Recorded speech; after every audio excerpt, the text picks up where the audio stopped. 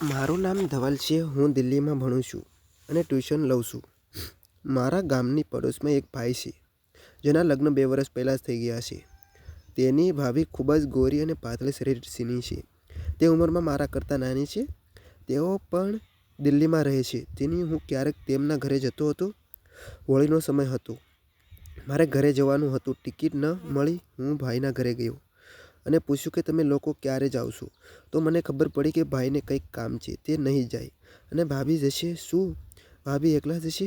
તો ભાઈએ કહ્યું કે તમે જાઓ તો ભાભીને પણ લઈ જાઓ. અને કહ્યું ભાઈ ટિકિટ મળશે તો જ એ જઈ શકશે. ભાઈએ એજન્ટ સાથે વાત કરી તો અમને ખબર પડી કે સ્લીપર બસમાં 1 સીટર અને 1 સ્લીપરની ટિકિટ છે. મારે ઘરે જવાનું હતું એટલે મેં કહ્યું કોઈ વાંધો નહીં ભાભી, તમે સ્લીપરમાં જાઓ, હું બેસીને જતો રહીશ. વિદાયનો દિવસ આવ્યો. અમે બંને બસ સ્ટોપ પર પહોંચ્યા. ભાભીએ સ્કાય બ્લુ કલરની સાડી પહેરી હતી, 1 નંબર દેખાતી હતી. લોઅર અને ટી-શર્ટ પહેરી હતી જેથી બંને આરામ મળે અને બસમાં ચડ્યા ત્યારે અમારી કેબિનમાં એક છોકરો ચડેલો જોયો. ભાભીએ કહ્યું કે હવે તું સૂઈ જા, મારે બેસીને જવું પડશે. મેં કહ્યું ભાભી તમે થોડીવાર બેસો, તેની સાથે વાત કરીને જોઈ લઈશ. જો તે રાજી થાય તો આવીને સૂઈ જા. તું મારી સાથે એડજસ્ટ થઈ જજે. હું કેબિનની અંદર ગયો. મેં તેને કહ્યું કે ભાઈ અમે સાથે છીએ તો તમને કંઈ સમસ્યા ન હોય તો તમે નીચેની સીટ પર જાઓ. તો છોકરો માની ગયો અને નીચેની સીટ પર ગયો. સાંજના 4 વાગ્યા હતા. હવે હું અને ભાભી એક કેબિનમાં ઉપર માળે સૂતા હતા.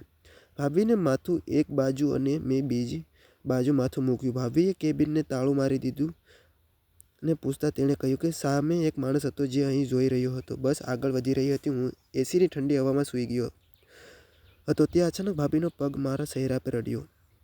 ઊભો થઈને બેસી ગયો. ભાભી પણ નીચે બેસી ગયા. હવે હજુ સુધી સૂઈ ગયો. મારું ધ્યાન ન હતું પણ મને સૂઈ ગયા. થોડીવાર પછી ભાભીએ કહ્યું બાબુ તમે અહીં મોઢું કરીને સૂઈ જાઓ, નહીંતર હું તમને ફરીથી ઊંઘમાં મારીશ. મેં પણ વિચાર્યું કે હું તારા પર ભરોસો નથી કરી શકતો. જો તને ઊંઘમાં મારી નાખીશ તો સમસ્યા થશે. હવે અમે બંને એકબીજાની તરફ પીઠ ટેકાવીને સૂઈ ગયા. ભાભી કદાચ સૂઈ રહી હતી. મેં ઊંઘ ન આવી. અમે બંને વાંચેલી બધી વાર્તાઓ મારા મગજમાં ચાલી રહી હતી. ધીમે ધીમે મારું શરીર થવા લાગ્યું ગરમ. મને લાગ્યું કે ભાભી તો ઊંઘી ગઈ છે. હું તેની સાથે સૂઈ ન જાઉં. કોઈ ખબર તક મળે તો મોજ કરી લઈશું, નહીંતર બસ ક્યાંક બસ સ્ટોપ પર ઊભી રહીશ. હું નીચે ઉતરીને તેને લાડી કરી લઈશ. પણ મને ખબર ન હતી કે ભાભી પહેલેથી જ મારા તરફ વળ્યા હતા. જલ્દીથી મેં આસપાસ જોયું. મારા ચહેરા એકદમ નજીક હતા, 1 ઇંચ નજીક, અને અમારા હોઠ એકબીજાને અડતા હતા. મારો શ્વાસ ભારે થઈ ગયો હતો. મેં ઝડપથી મારી આંખો બંધ કરી અને અન્ય વસ્તુઓ વિચારવાનું શરૂ કરી દીધું જેથી મારો શ્વાસ સામાન્ય થઈ જાય. તેના કોઈ ફાયદો ન હતો. ભાભીના શરીરની સુગંધ મારા શ્વાસમાં પ્રવેશી રહી હતી અને મને નશો ચડી રહ્યો હતો. હવે મારી આંખો બંધ હતી. ભાભીની આંખ ક્યારે ખુલી અમે બંને આટલું નજીક જોઈને ખબર ના પડી. કદાચ ભાભીના શ્વાસ પણ વધી ગયા. મને તેના શ્વાસનો અવાજ સાંભળવા લાગ્યો. મને લાગ્યું કે ભાભી જાગી ગઈ છે, પણ મેં ઊંઘ હોવાનો ડોળ કર્યો. ન તો હું હલતો હતો કે ન તો હલતી હતી. મેં બંને એકબીજાની નજીક પડ્યા હતા. તેને મને તેમનાથી દૂર ધકેલી દીધો અને હું ભાનમાં આવી ગયો. અમે બંને ઊભા થઈ ગયા અને અમારા શ્વાસ ભારે થઈ ગયા. કેબિનમાં સંપૂર્ણ શાંતિ હતી. મારો ખભા પર ભાભીના ખભાને સ્પર્શી રહ્યો હતો. મને ખબર ન હતી કે શું થયું. મેં અચાનક મારા એક હાથ ભાભીના ખભા પર મૂક્યો અને તેમને પોતાની તરફ ખેંચીને તેમને પોતાના ખોળામાં બેસાડી. મેં વિચાર્યું કે હથેળીનો ઉપયોગ કરવાની તક. ગાડી નેશનલ હાઈવે પર ફૂલ સ્પીડમાં જઈ રહી હતી. અમે અમારી બ્રેક ઉપરનો કાબુ ખોઈ ચૂક્યા હતા.